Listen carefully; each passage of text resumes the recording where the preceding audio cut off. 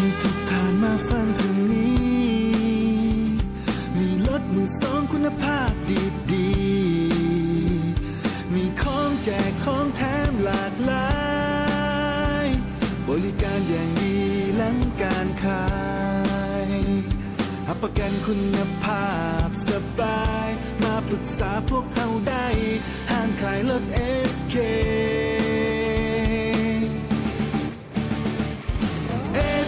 ขายรถมือสอง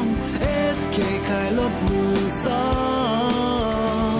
มีทุกรุ่นพร้อมส่งน้องให้ทุกท่านสมดังใจบริการว่องไวทันใจเรื่องการเงินก็ลมกันได้ SK ขายรถมือสอง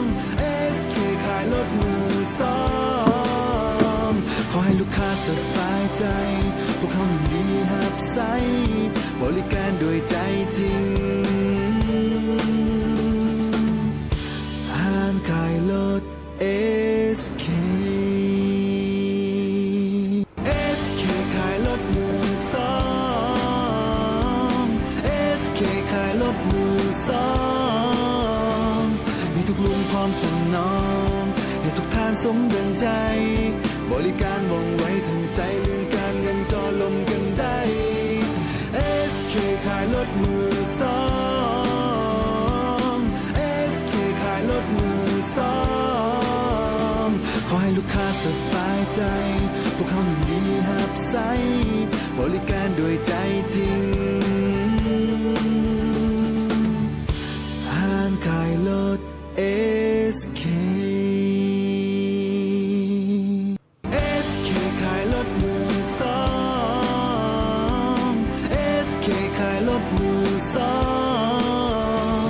มีทุกรุ่นพร้อมส่งน้องให้ทุกท่านสมดังใจบริการว่องไวทันใจเรื่องการเงินก็ลมกันได้ SK ขายรถมือสอง SK ขายรถมือสองขอให้ลูกค้าสบายใจพวกเขาดีหับใสบริการด้วยใจจริงห้างขายรถ SK SK ขายรถมือสอง SK ขายรถมือสองมีทุกรุ่นพร้อมส่งน้องให้ทุกท่านสมดังใจบริการว่องไวทันใจเรื่องการเงินก็ลมกันได้ SK ขายรถมือสอง SK ขายรถมือสองขอให้ลูกค้าสบายใจพวกเขาดีหับใสบริการด้วยใจจริงห้างขายรถ SK